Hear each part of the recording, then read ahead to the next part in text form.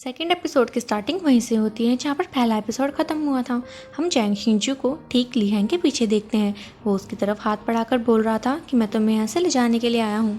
तो ली हैंग जैंग शिंजू की तरफ ही देखने लग जाती है। फिर जैंग शिंजू ली हैंग को अपनी गाड़ी तक ले जाता है। वहाँ पर वो सिर्फ उसी बॉक्स को दिखाता है और कहता है कि शमन ने तुम्हारे लिए गिफ्ट भेजा है।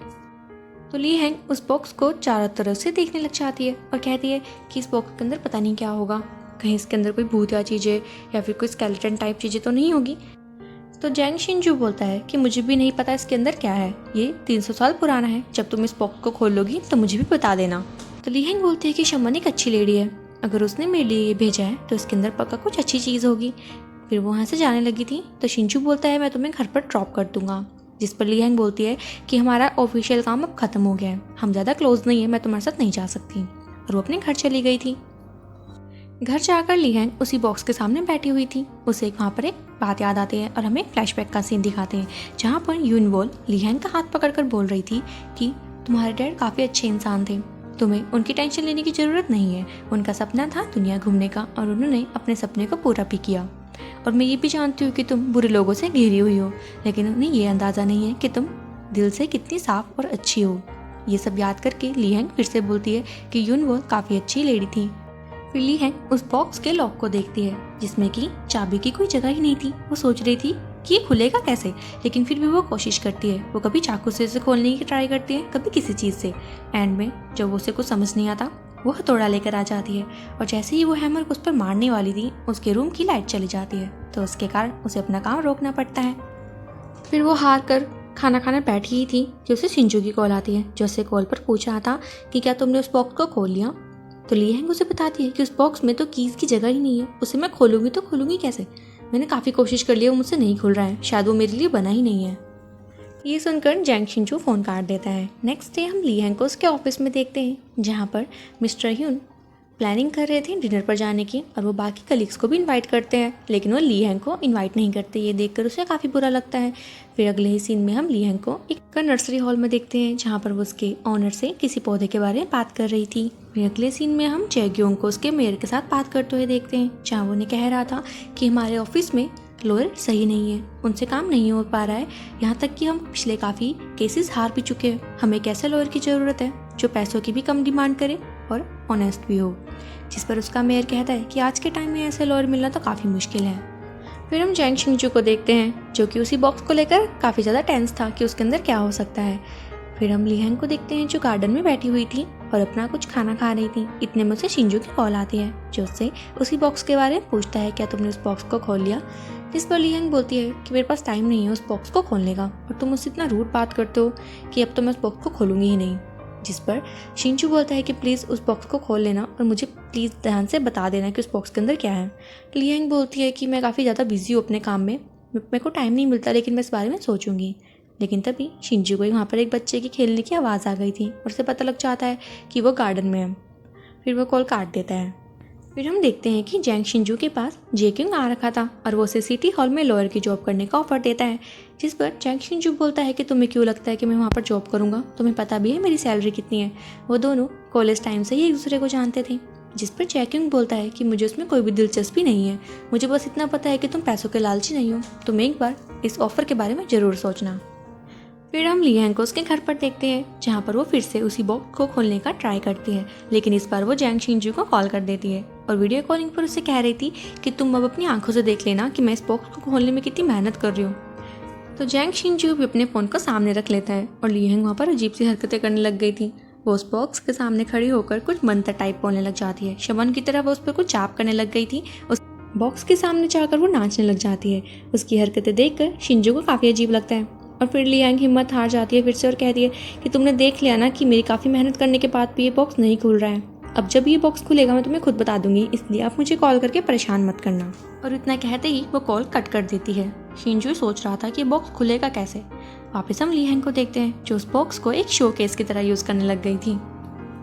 नेक्स्ट सीन में हम जैंग शिंजू को देखते हैं जो अपनी टीम के साथ एक मीटिंग रूम में था। वहीं पर कंस्ट्रक्शन टीम के CEO हिंसो भी पहुंच रखा था। वो उन सभी लोगों से माफ़ी मांगने के लिए वहाँ पर आया हुआ था और हमें यहाँ फ्लैशबैक का सीन दिखाते हैं जहाँ पर जिस दिन वो केस जीत गया था उस दिन ह्यून सियो काफ़ी नशे में था और उसने उन्हीं की कलीग के साथ ज़बरदस्ती करने की कोशिश करी। और उस बीच उसने वहाँ पर एक कलीग के ऊपर हाथ भी उठा दिया था। लेकिन तभी हमारा हीरो शिंजू वहाँ पहुँचता है और उस कलीग और उस लेडी को बचा लेता है और कहता है कि अगर तुमने मुझ पर हाथ उठाया तो तुम्हारे ऊपर असोल्ट का केस तो लगेगा ही, ऊपर से मैं भी तुम्हारे पास एडिशनल चार्ज लगा दूंगा। अब सीन प्रेजेंट में शिफ्ट होता है जहाँ वो इसी गलती के लिए हिंसू सबसे माफ़ी मांगता है और शिंजू को एक वॉच भी गिफ्ट करता है जो वो वहाँ से जा रहा था। वहाँ पर खड़े हुए सारे कलीग्स हिंसू को रिस्पेक्ट देकर झुकते हैं, लेकिन शिंजू नहीं झुकता, जिसे देखकर हिंसू को गुस्सा आता है। वो शिंजू से पूछता है कि तुमने मुझे रिस्पेक्ट क्यों नहीं दी, जिस पर शिंजू बोलता है कि अब मैंने यहाँ पर रिज़ाइन दे दिया है, मैं यहाँ का कलीग नहीं रहा। इतना कहते ही शिंजू वहाँ से चला गया था। नेक्स्ट सीन में हम लीहैंग को उसके घर पर देखते हैं जहाँ वो अपने लिए नूडल्स तैयार करती है। उसे खाने में काफ़ी अच्छी लग रही थी। फिर उसके बाद वो डांस वगैरह करने लग जाती है। फिर जैसे ही वो फ्लोर पर लेटती है उसका ध्यान अपनी लाइट पर जाता है जो कि ख़राब थी। फिर वो उसे ठीक करने की कोशिश करती है और उसी बीच उसका पैर वहाँ पर फिसल गया था और वो नीचे गिर जाती है। उसके फोरहेड पर थोड़ी चोट भी लग गई थी। वहीं पर भागते हुए जैक्यूंग आता है और वो कहता है कि तुम्हें इसके लिए मेरी मदद ले लेनी चाहिए थी, जिस पर लीहैंग बोलती है कि जब तुम यहाँ पर हो ही नहीं तो मैं मदद कैसे लूँगी। और हमें पता लगता है कि वो ये सब इमेजिनेशन कर रही थी। ये सब सोचकर वो थोड़ा सैड हो जाती है कि उसे किसी की ज़रूरत है जो उसका ध्यान रख सके। और वहीं पर हम नोटिस करते हैं कि उस बॉक्स का ताला अपने आप ही खुल गया था। अब यहाँ से सीन शिफ्ट करते हैं जैंग शिंजू के घर पर और अपने फादर के पास जाकर बैठता है। उसके फादर उसे बोल रहे थे कि मैंने सुना है कि तुमने जॉब छोड़ दी है, लेकिन तुमने ठीक ही करा, तुम अपनी हेल्थ पर ध्यान दो और घर पर ही बैठकर आराम करो। और वो उसे ये भी कह रहे थे कि तुम्हें जल्दी ही शादी कर लेनी चाहिए।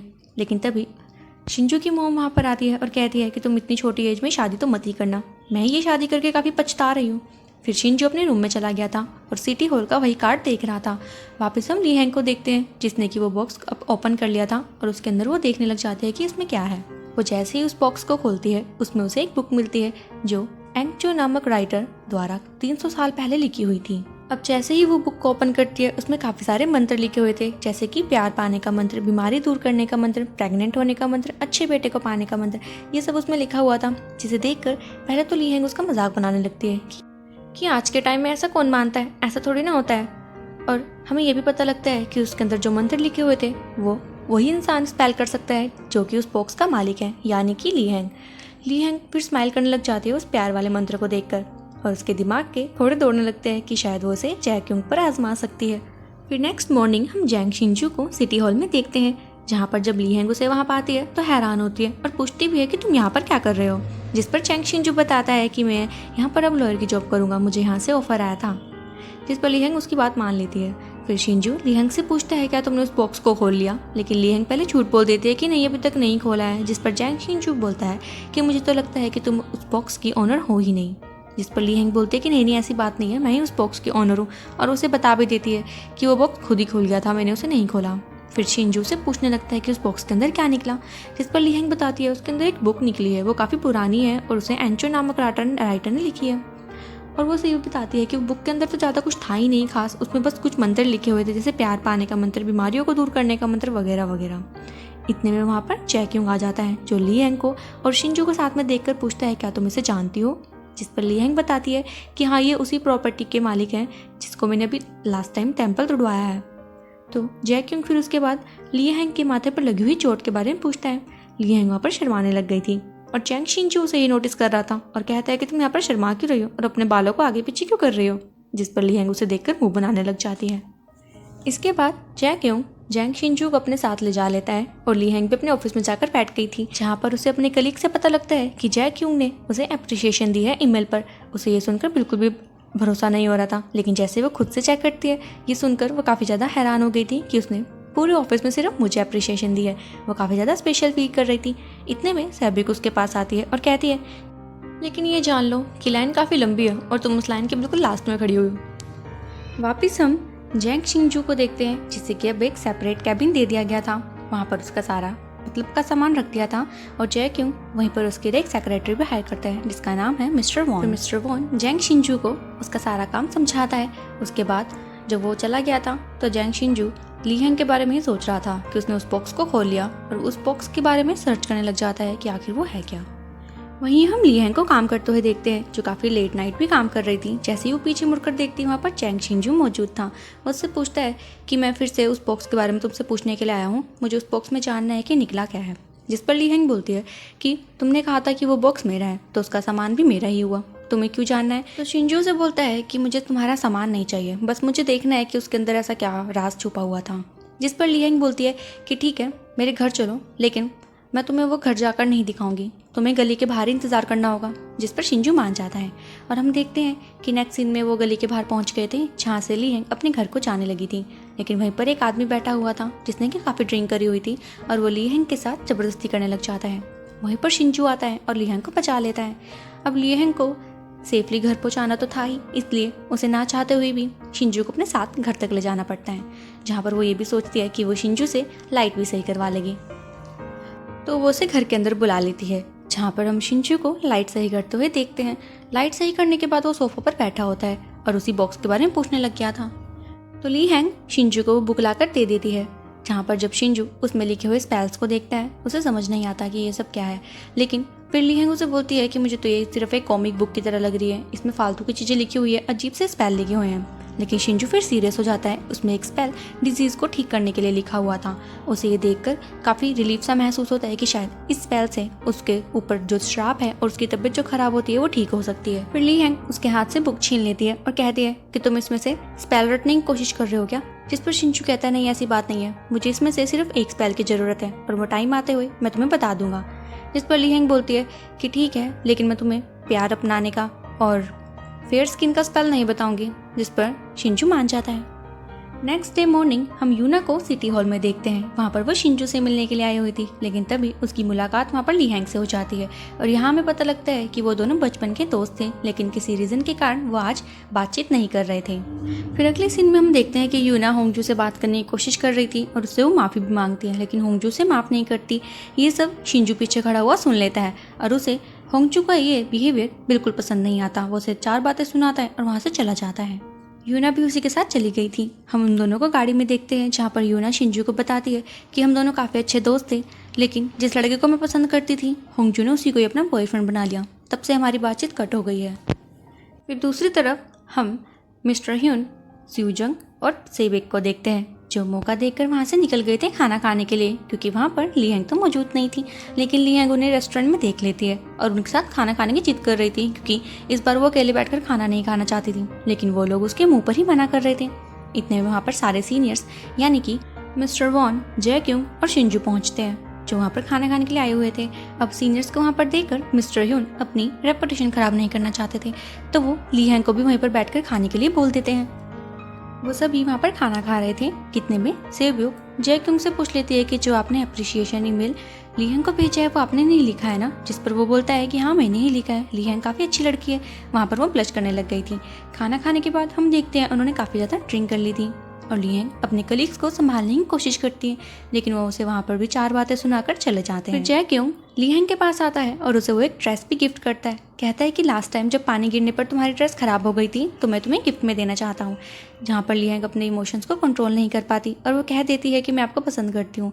तो जय क्यूंग उससे कहता है कि तुम एक अच्छी इंसान हो, काइंड हो, हार्ड वर्किंग हो, लेकिन मैंने तुम्हें उस नज़र से नहीं देखा। वो उसे रिजेक्ट करके वहाँ से चला गया था, जिस पर लीहेंग को काफ़ी बुरा लगता है। शिंजू उनकी बातें सुन लेता है और लीहेंग को जाकर बोलता है कि तुम कैसी इंसान हो, थोड़ी सी बात पर मुंह बना लेती हो और थोड़ी सी बात पर हंस जाती हो। तो लीहेंग को भी गुस्सा आ जाता है। वो शिंजू को कहती है कि मेरे यहाँ पर कोई भी नहीं है, मुझे जरा सी भी कोई काइंडनेस दिखाता है मैं उसकी तरफ अट्रैक्ट हो जाती हूँ, क्योंकि मुझे मेरी तरह कोई काइंडनेस दिखाता ही नहीं है, इसलिए मैं हर किसी की काइंडनेस की वैल्यू करती हूँ, इसलिए मैं जल्दी पागल बन जाती हूँ और बाकी कोई गलती नहीं है मेरी। तो शिंजू भी चुप हो जाता है। फिर हम लीहेंग को अकेला बैठे हुए देखते हैं, जहाँ पर वो काफ़ी ज़्यादा हर्ट थी और वही सब बातें सोचकर परेशान हो रही थी।